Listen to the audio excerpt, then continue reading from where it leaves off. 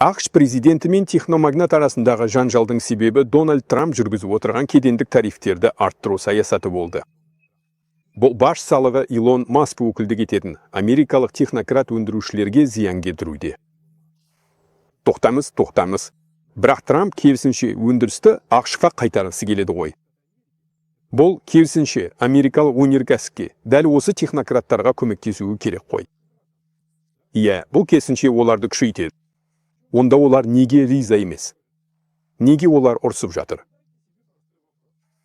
Өзіңізге қарапайым сұрақ қойыңыз, неге ақш өнеркәсібі бүкіл әлемге тарап кетті? Неге америкалық кәсіпорындар Азияға көшіп кетті? Себебі ол тиімдірек. Шығын аз, шығыстар төмен.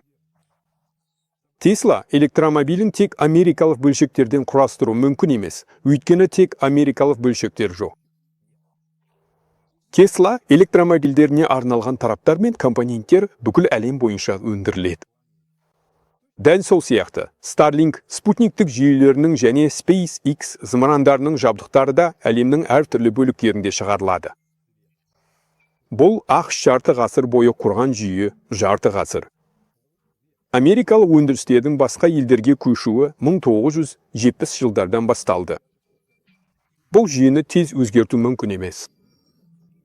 ақшта жоғалған өндірістерді қалпына келтіруге ондаған жылдар керек, ал Трамптың соңғы президенттік мерзімі оған анық жетпейді.